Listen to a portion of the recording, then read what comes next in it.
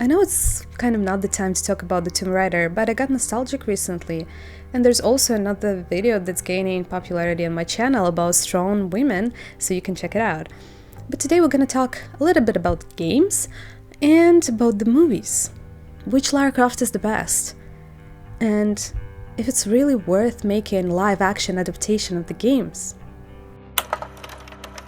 The game character was created by Toby Gard and first appeared in Tomb Raider, released in 1996.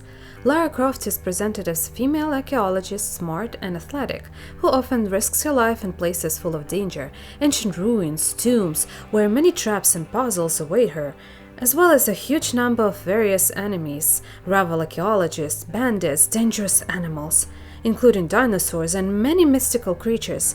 In the restart of the game in 2013, the image of the main character was greatly changed. Lara Croft was made younger, more vulnerable, and more like a real person. Lara Croft, the main protagonist of the Tomb Raider series of games, the first part of which began to be developed in 1993, was invented by core design employees, Eidos Interactive. Lead graphics artist Toby Gard developed 4 design sketches before settling on the character's final look. Early on, Toby Gard focused on creating the character more suited to the role of the adventurer and Tomb Raider, so he conceived a clone of Indiana Jones. He came up with a male character who wielded a whip and was wearing a hat. Core Design co-founder Jeremy Smith described the protagonist as a derivative version of Indiana Jones and asked Gard to add an originality to the hero. While Toby was starting to write the first design document and work on the character's look, the team has an idea to implement the ability to choose from multiple characters in the game. He also noticed that his colleagues at work played Virtua Fighter and prefer female characters. Well, when it came to creating Lara Croft, I mean, it wasn't really about trying to get people to imagine they were Lara Croft. My understanding was that mostly games, particularly at that time, were played by guys. And it was really about, there was something powerful I was seeing in people playing fighting games, where at that time the gender mix in fighting games was very skewed towards the guys. There'd be 1 or 2 girls in Street Fighter or whatever it is. But you would see all the guys playing with the girls the girl characters would be chosen very commonly. They would be out much more often than statistically they should be. Then the idea arose to create not only a design for a male character, but also a design for a female character. She was inspired by the Tank Girl comics by Jamie Hewitt and Swedish pop singer Nana Cherry. Even later, he realized that it would be difficult to get both characters into the game, as he planned to add cinematic style to the video with a well-developed plot. The developers would have had to do twice as much work on video, which at the time was much more ambitious than the original idea. Choosing between the design of Lara he already created and this guy, he preferred Lara. At first, colleagues were skeptical about the choice of Gard, since the female main character in those days was an extremely rare occurrence, and it was risky to make a game about her. However, the idea was still supported and inspired, Gard began to think out the image of the character. After various experiments on the image, a Hispanic woman named Lara Cruz was created, but the company's management proposed to remake her name in the English manner. The heroine became Lara Croft, whose name was taken from the phone book because it sounded more familiar for the British ear. The biography of the girl was adjusted to take into account her British origin. And when we turn our attention to Lara Croft movies, we step on the slippery slope of talking about sexuality, sexualization, and objectification, and other words that YouTube could remove my monetization if I had. Sorry. Okay. Since Lara Croft is a female character, she is strong and intelligent, educated and rich, but has to sell well, just as in the 90s and now. Therefore, she, like any woman, is subject to changes according to the preferences of society. I do not want to delve deeply into the topic because it will be a conversation for more than an hour. I just want to outline the fact that her canonical image or its absence certainly affects the perception of films, but it should not cause conflicts or disputes. I will say right away, Lara Croft for me is Angelina Jolie. I did not accept Alicia Vikander in the role of Lara right away when the film with her participation was released on the big screens. That is why back then in 2018 I did not go to the cinema, but watched the last film only now. To be honest, I don't regret it. But everything is in order. We start with the canonical, at the time of 2001, Lara Croft, performed by Angelina Jolie. For me, it's a nostalgic story. I watched this movie when I was a kid and it was on television, and I actually grew up on movies about strong women. And I actually haven't made the video about Xena Warrior Princess. What a shame. But in Ukrainian it's Ksena, and I actually never said on my channel my name, how to pronounce it correctly. It's Ksenia. I know it's hard, but so yeah. Pretty much serious about me, but let's go back to Lara Croft. The film takes place on the eve of Sigizia, a planet's parade that should end with a total sun eclipse. Such an event occurs no more than once every 5,000 years. On this occasion, a society of Illuminati gathers in Venice, who plan to find and connect the two halves of the triangle, a mysterious artifact. One of the council members, Manfred Powell, is called in within a week to find them. Meanwhile, Lara Croft is at her family home where her butler Hillary is trying to find her the next adventure. Several years ago, on the same day, her father disappeared and Lara cannot get him out of her head. Father comes to Lara in a dream and begins to tell something about the parade of planets and the mystical triangle. When Lara wakes up, she begins to hear the ticking of clock in the apartment, which soon reveals the secret room they have always been in, but only recently begun to count the time. Intrigued by her discovery, Lara Croft tries to find out more about the clock. It seems that it is the key to the secret of the triangle, and now the real hunt begins. The Illuminati community will do everything possible to take them from Lara and find the coveted artifact themselves. The film's budget was $115 million. The film was released worldwide on June 11, 2001. Despite negative reviews from critics, the tape grossed more than $275 million, becoming the highest-grossing video game adaptation at that time. The budget is really impressive, especially for the early 2000s. Decorations, even graphics. Please pay attention to it, it is also very beautiful. I watched with pleasure how elements of computer graphics were hidden with the help of montage, editing. And I have to say, it turned out really well. And the viewer was successfully deceived.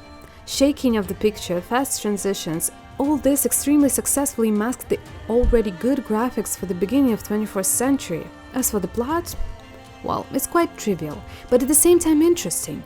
The main character is written well as the villain. You cannot accuse him of lack of motivation, but at the same time he shows enough willpower and goes for the goal. He also has enough intelligence to play with Lara on an equal footing. He is not inferior to her in intelligence and cleverness. I loved this movie when I was young, and even now watching it gives me the same emotions. Since the film was a huge success, the appearance of the second one was only a matter of time, a very short time. Lara Croft Tomb Raider: The Cradle of Life was released in the summer 2003. An earthquake of the Greek island of Santorini brings to the surface the Temple of the Moon, built by Alexander the Great to house his most prized treasures. Among them, it is a mysterious artifact that is found by the treasure hunter Lara Croft. Soon she receives an extremely dangerous and important task from MI6 to find Pandora's box, an object mentioned in ancient myth and rumored to contain a plague inside. The key to the box's location is in a mysterious Cradle of Life, a magical glowing orb stolen by Shenlu. Lara agrees to help them, but on the condition that they release her ex-boyfriend Terry Sheridan, who is familiar with the Chinese crime syndicate. And together they go in search of Pandora's box to save the world. I saw quite a lot of negative, or almost negative, feedback on this film while I was working on the script. From my point of view, especially 20 years later, I can say that it is not that bad. Yes, this film was not a step forward from the first film, but remained on par. It didn't get worse, but it didn't get better either. The graphics are still as good. Men adore Lara Croft as well, which is not surprising at all. She is just as smart and strong. Everything is in place. The plot is not boring. If you watch these two films in a row, you, like me, will get things mixed up in your head and generally become cool. Therefore, I see no reason to deny myself pleasure. When the film was released, Angelina Jolie publicly declared her unwillingness to return to this character for the third time.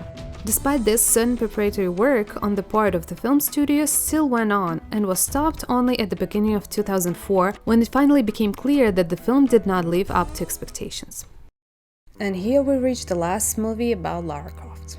And now the reviews and feedback on the second film of the franchise with Angelina Jolie seems simply ridiculous. Because it is 2018 and we're being fed such a poor quality product that we want to cry. Lara Croft is a fearlessly independent daughter of an eccentric adventurer who vanishes years earlier. Hoping to solve the mystery of her father's disappearance, Croft embarks on a perilous journey to his last known destination, a fabled tomb on a mystical island that might be somewhere off the coast of Japan. The stakes couldn't be higher, as Lara must rely on her sharp mind, blind faith, and stubborn spirit to venture into the unknown. When this movie came out, I absolutely refused to watch it. Instead, I tried the 2015 game Rise of the Tomb Raider. I tried it in 2021. And oh my god, it is so plain. The gameplay is just terrible. I didn't notice anything about the open world. You cannot even fall off a cliff. The whole game is set up to press one key at the right time, and that's it.